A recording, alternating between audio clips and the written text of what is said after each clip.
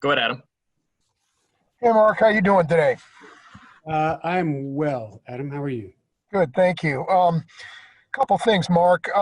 What is it about Arrowhead or the Chiefs or Kansas City where the Chiefs felt comfortable selling tickets to the games where so many NFL teams and other pro sports teams haven't felt comfortable, at least to this point?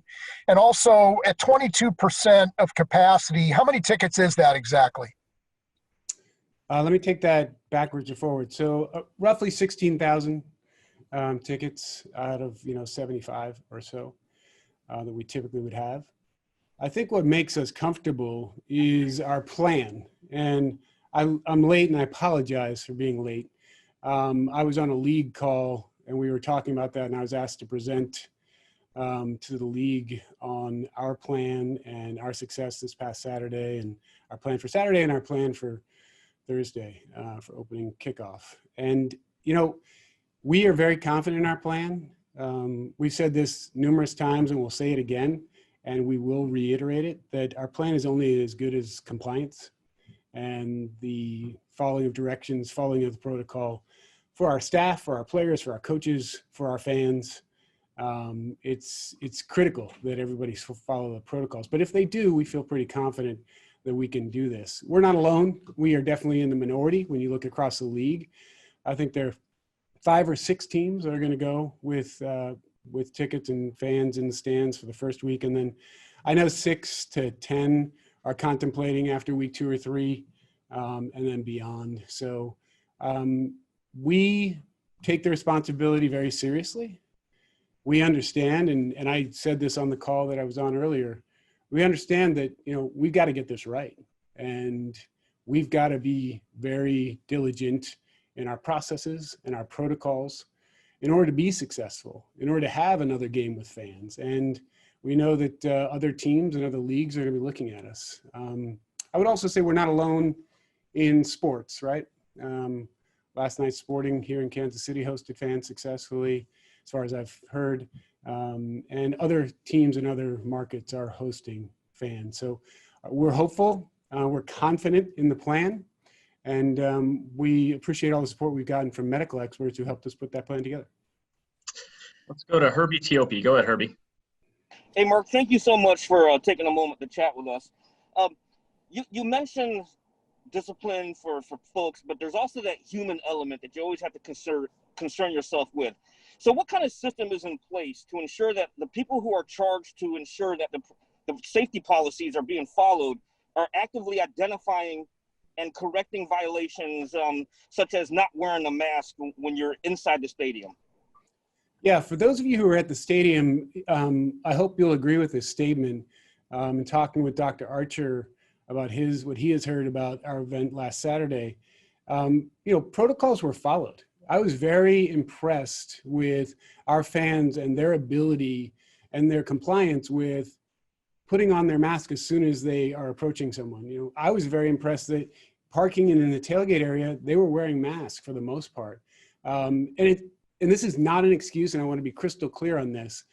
We have to do a lot more, to your question, to continue to communicate, to make people aware that it's really important, even in your seats, to wear your mask. But for all of us in Kansas City, I used this example with Dr. Sills from the NFL the other day, and he actually fed it back to me. It's the exact same situation in Nashville.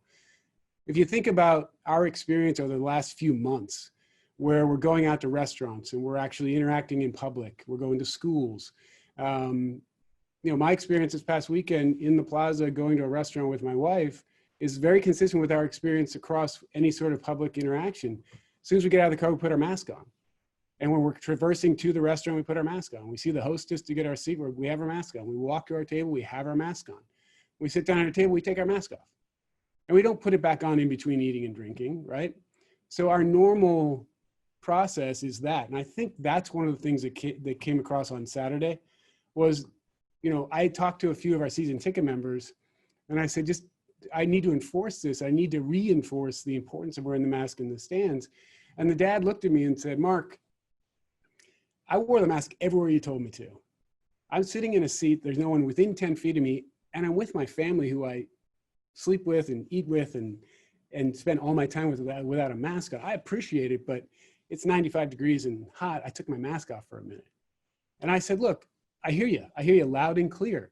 But as we get more people in, as we're closer together, we have more interactions, more cross traffic. We all have to be disciplined. And that's really where we are. So to your question on enforcement, we'll have more people, we'll have more staff, we'll have more messaging. You'll see some stuff this Saturday, which is very in your face signage. You know, we're gonna walk up and down aisles with a little sign that says, hey, wear your mask, even if you're sitting. So we got a lot to learn, we got a lot to work through, and we need a lot of cooperation from our fans to make this successful. Let's go to Nate Taylor. Go ahead, Nate. Hello, Mark. Thanks for doing this again. I have two questions as well. For Dallas FC's first game, the team made a decision to make a gesture during the national anthem. They received booing from fans. I'm just wondering how that sort of situation has an impact on the Chiefs if players want to make a similar gesture before, during, or after the national anthem. And then secondly, to go to what you guys have done with Indigenous people and trying to understand how to better position the organization in the correct manner. I think you mentioned earlier how a Purple Heart was sort of a denomination in terms of understanding the situation. Just what did you learn yourself from those communications? And then what would you try to express to fans who may also not follow that rule if they come to the games this season?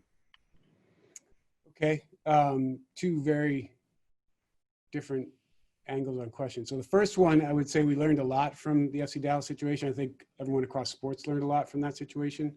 And we take all that learning into what we're talking about here.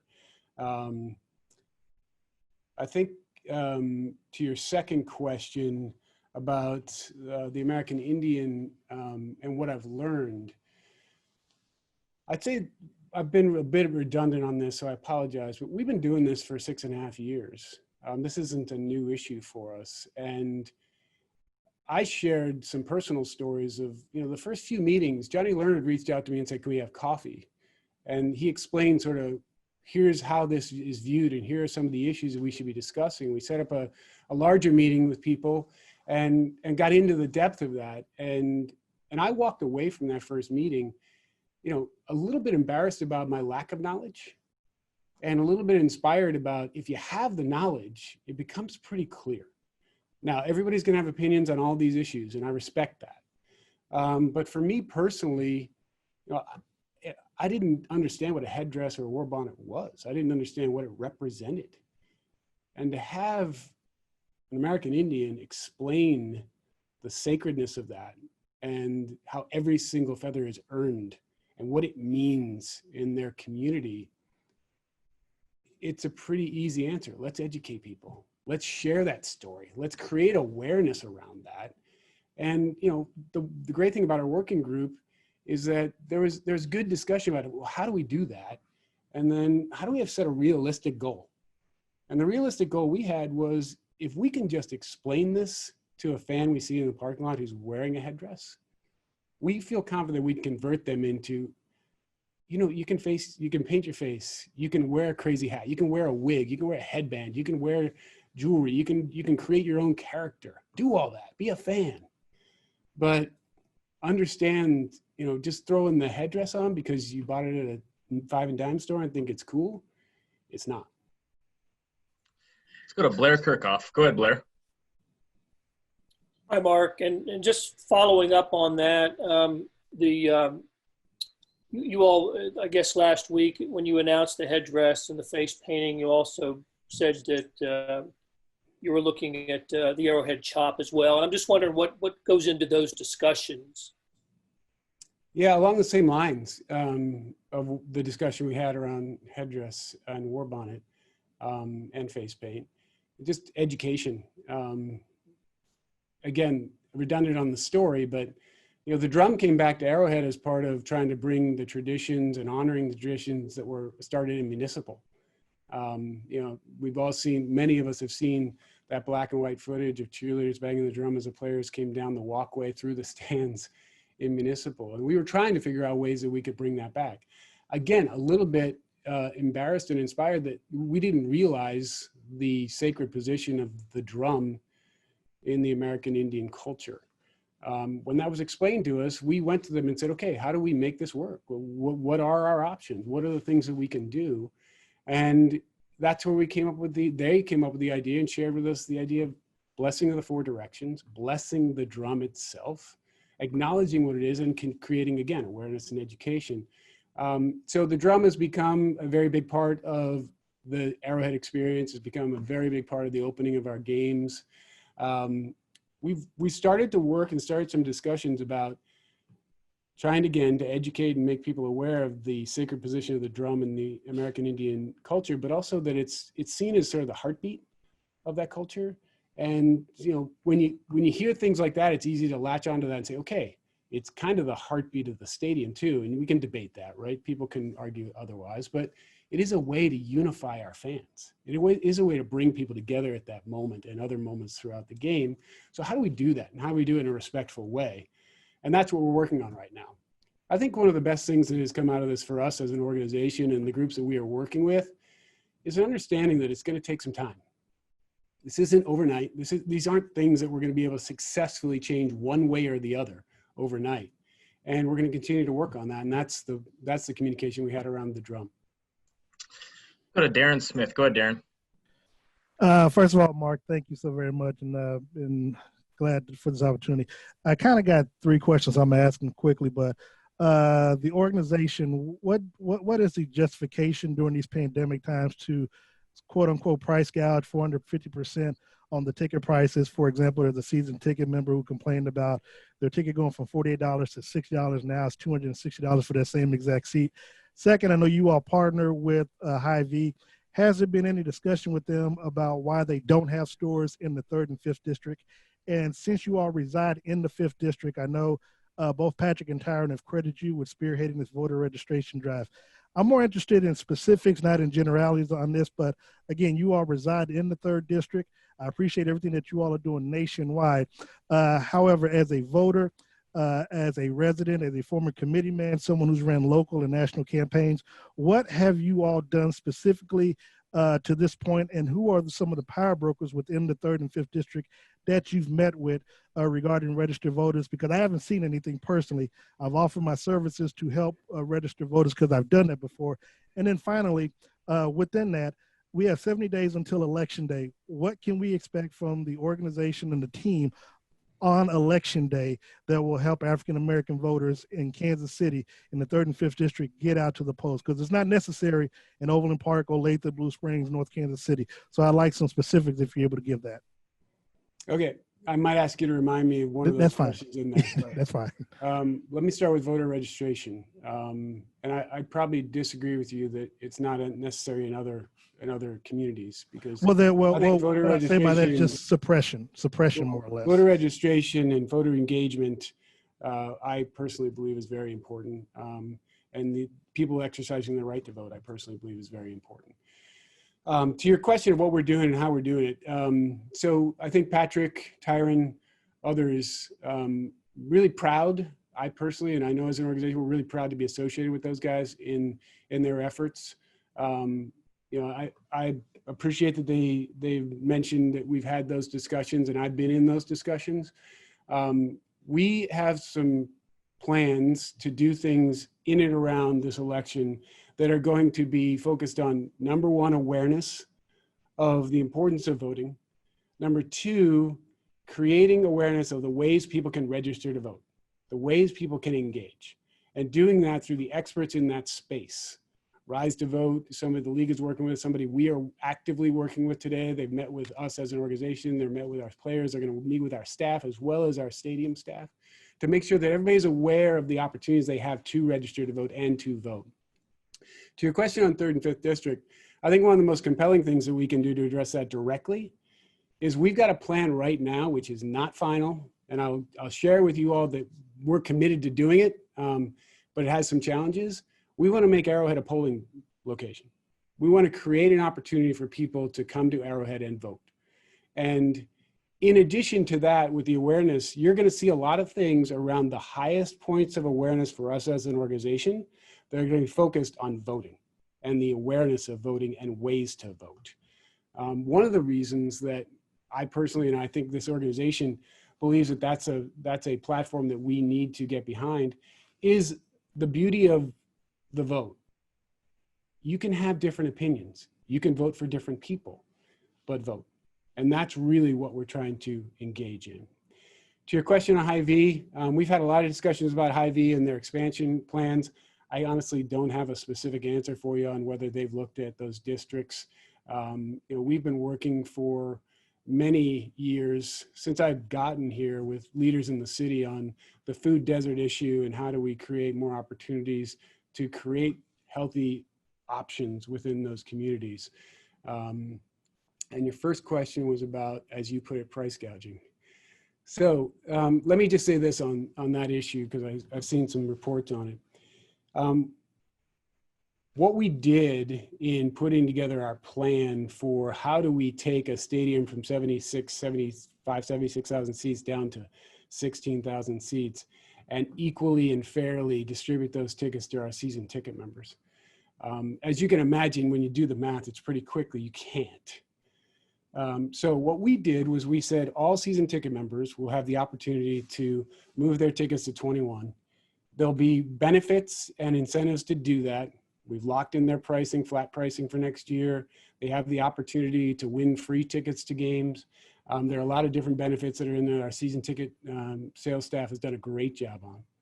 And then we sat down and said, how do we make this fair and equitable in terms of the tickets we do have? On the pricing issue, in May, when our schedule, right around May when our schedule was released, we announced our single game ticket pricing. In May, when we announced those prices, we were assuming we were going to have 76,000 people in the stadium.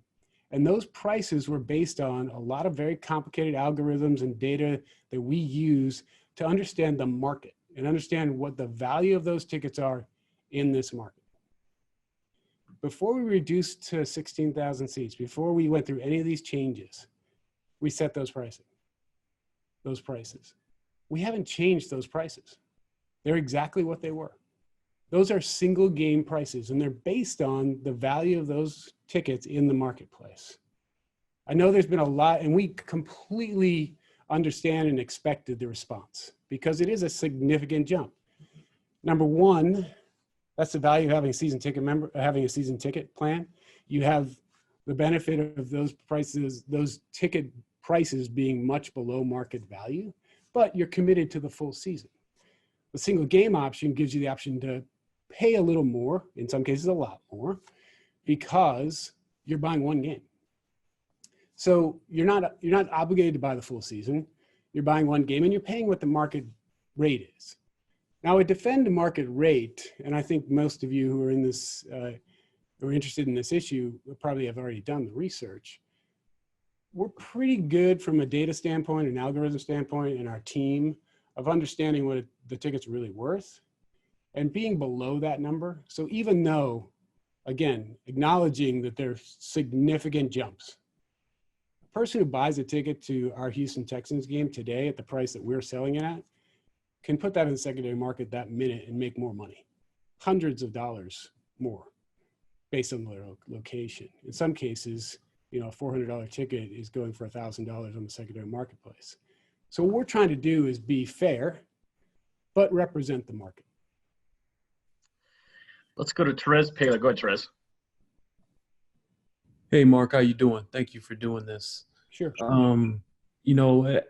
Just kind of following up on the pricing model. How have sales been going for you guys? I feel like I ask you that every year, but with these prices being above the norm, like how have sales been going? And one more thing, the passion of your fans, does it kind of, wherever it's at, does that kind of speak to that as well, the passion of your fans? Well, to answer your first part of the question of how sales have gone exactly as we expected. I get the opportunity to sit up here and say things like that, but it's really our sales team. Tyler Kirby, Tyler Epp, the people who are in that department for us, they really know their business. And when you look at what the projections were going to be, and as you can imagine, Therese, you and I have had enough discussions to know kind of how I'm wired on these things. So there's a pretty high expectation, a pretty high bar on exactly where we're going to be and how we're going to be, and our projections have to be right. We're exactly where we thought we were going to be. The demand is, it's an interesting way of doing it because we're doing it by tenure, going back to the point of fairness. We had to figure out a way to give every single one of our season ticket members an opportunity, but we've had longer tenured and shorter tenured season ticket members. So we've gone in waves and allowed the longest tenured season ticket members the opportunity to buy first, then the next, and then the next. And we're probably, I won't have the exact, but we're probably only 30% through our season ticket members. And the interesting part for me, at least, in looking at the data, is you've got a lot of people, longer tenured season ticket members.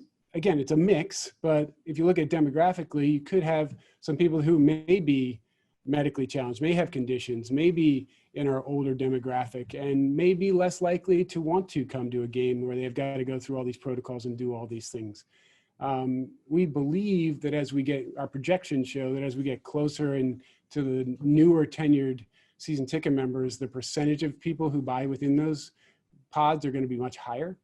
But we really set out, our model set out a goal, which is going to be tough to achieve, but we think we're going to get there, that every single season ticket member, whether you're a 50-year plus season ticket member, or whether you signed on with us last year for the first year, will have the opportunity to purchase tickets to games this year.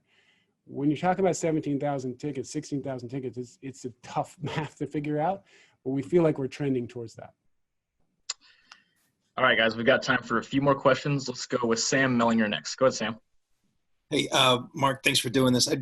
With the pricing, I just want to follow up on something. I know your focus is the health part of it, right? Of, getting the protocols in place and all that. But there has to be a financial part of this too. I'm just wondering, was there a sort of a standard that you guys had to hit on, making this worth it, for lack of a better term, making sure that you would have enough money to make this worth it? Yeah, I know that question has been out there nationally as well as locally. The numbers don't pencil out. I mean, you can't really make the numbers work when you're talking about that amount of tickets. So this isn't about that. This is about creating an experience and continuing the experience at Arrowhead, giving our fans the opportunity to be there for some really special moments. To some, it may sound a little bit contrived, but honestly, we're raising a banner on September 10th, and we want our fans to be part of that. We're really struggling with the fact that only 16,000 are going to be able to be a part of that live and in person, but that's a lifelong memory, and it's going to be different. It's not going to be exactly what we wanted, but it is something that was really important to us as a franchise. And I will speak for the Hunt family on that. I mean, that was a big driver on figure out a way to get our fans in safely. They need to be part of this. And that's been a big driver for us as a business. Let's go to Sam McDowell. Go ahead, Sam. Hey, Mark, thanks for doing this. Just to take from your leadoff thing about the fans, you mentioned that it's going to take compliance to make this work. What's sort of the process of enforceability for those that aren't being compliant in the stadium? Yeah, so we're going to continue to learn and continue to try to understand how we can better enforce that. Again, I'll cite that you'll see some new things this weekend with signage and with more staffing focused on that issue, specifically walking up and down the aisles, making sure they're just reminding people to put their masks on. We don't want to be in a situation where we're, evicting someone or arresting someone or anything like that. But we think that we have enough systems, enough communication in place where we can enforce that it's to protect all of us. And, we can get into some science conversations about, distance and volume. And, one of the biggest things we have to our advantage is we're an outdoor stadium. But we also have to listen to the experts, and the experts are telling us that, yeah, you're an outdoor stadium, but you're not just sitting and eating dinner. You're standing and cheering and yelling and screaming. And those are all things that factor into the risks associated. And those risks are significantly decreased if you wear a mask. So those are the kind of things we're going to be focused on. Let's close it out with Sarin Petro. Go ahead, Sarin. Mark, thank you for the time. Like everyone said, we do appreciate you taking the time out today.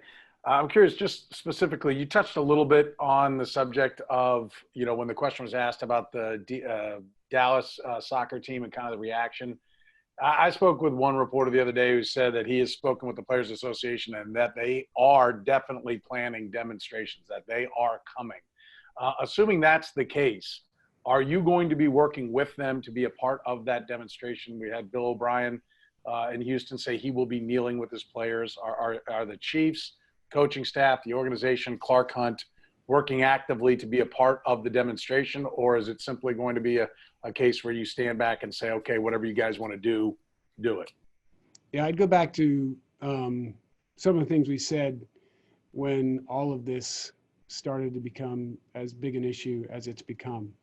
And it's definitely something that needs to be addressed, and it's definitely something that needs our attention.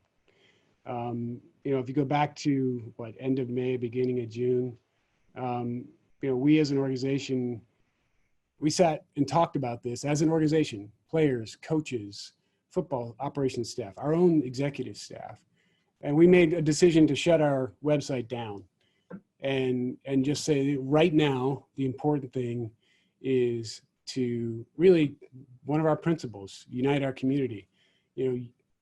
Unity is more important now than ever. And we need to continue to do that. And that's been our theme. When the players video came out early on in this process, I was really proud to be part of the team that said, we got to support this. We got to go out with a statement. We're the first statement, I believe we're the first team in the National Football League to respond to that video. And I'm most proud of the message we sent that night. And it was late at night, and it was Clark, myself, and a few others on a phone call just saying, the message we want people to hear and the message we want our players to hear is that we love and support them. And we're part of a family. Just like any family, there are passions on all sides.